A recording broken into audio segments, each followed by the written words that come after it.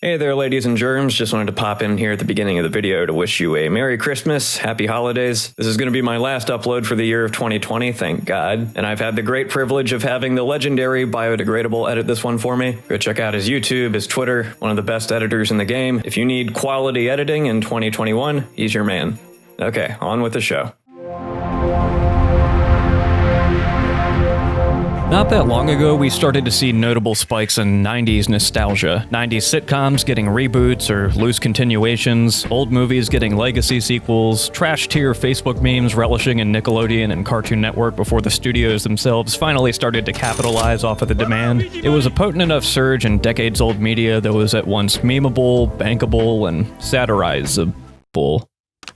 Okay, apparently that's not a real word, but honestly it should be. These first few waves of reminiscence have been a blast for some, a cancer for others, and yet ultimately it pales in comparison to what has had a chokehold on the subtler, more aesthetically ingrained sex of our modern culture, the neon-soaked cool and muscular excesses of the 1980s. First hinted at by a handful of films like Drive, Tron Legacy, The Expendables, The Guest, and Super 8, before rippling through other media in forms like Hotline Miami, Stranger Things, Ready Player One, and countless throwback musical projects in pop, rock, electro, and even comedy. The synthy, high-contrast appeal of this iconic period has had a bone-deep second life within our collective subconscious. But repent, heathens. Because just as obsession with the 60s and 70s waned with the 90s and 2000s, so too will this obsession with DeLoreans, bomber jackets, aviators, and light grids. The transitional kicks from the womb have already begun with fashion, film, and music. You've got more muted pastel palettes and various clothing lines. Once Teddy Fresh came out with those block hoodies, similar designs started to crop up all over the place in the Zoomer hype sphere. Hell, one perusing sesh on Instagram alone will earn me a never-ending barrage of squiggly cup skins, Saved by the Bell shapes, and low-effort print tees. See, that's one thing I'm not super crazy about. Folks under 88 Rising's umbrella have a budget to do shit that takes more than 5 minutes to cobble together. It can work, but yeah, no. I mean, you've got Shark Robot products that obviously took way more work to do, yet don't cost anywhere near as much. But Nooski, it's a limited drop. It's only got a limited supply. Yeah, shut the fuck up. I don't care. Anyway, clothing, crop tops, mom jeans, Swishy Mafia jogging gear. It's all coming back. Then you've got movies. Sure, we've had late-term sequels and, blockbuster reboots, but that vintage, fisheye skater culture and slacker college radio energy is starting to circle back to the mainstream. I have yet to see Jonah Hill's mid-90s, but just the fact that filmmakers are starting to feel inclined to do period pieces from that time, in the same vein as Boogie Nights, Dazed and Confused, American Graffiti, and Quadrophenia, that's pretty telling in itself. And one of the more memorable aspects of blockbusters like Captain Marvel is the recreation of the decade, down to the cars and Sam Jackson's face. Oh, you want to get personal.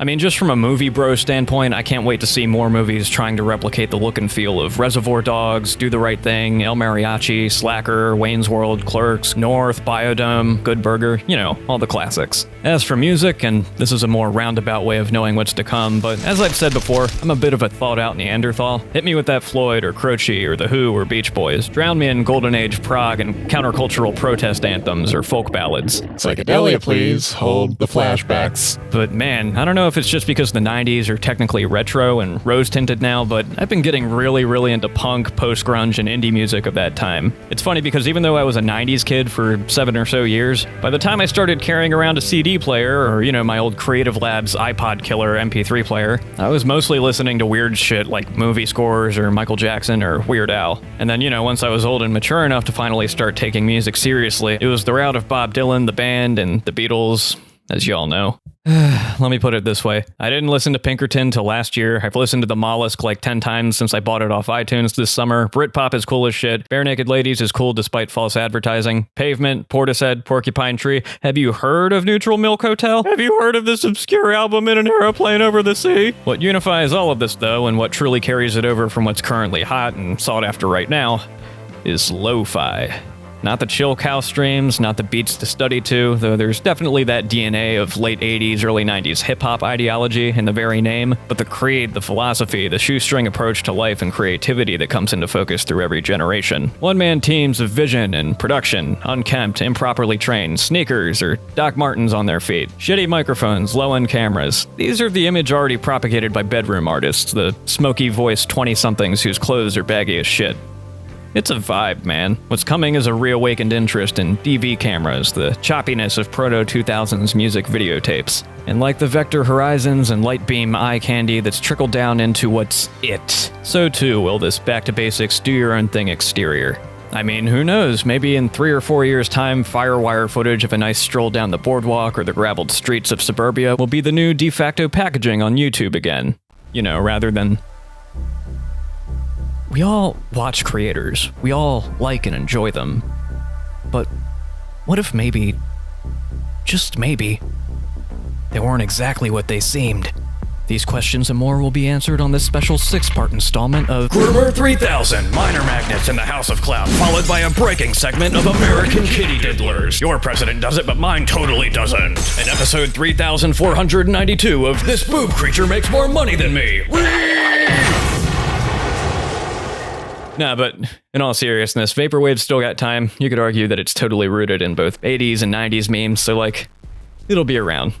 In some form.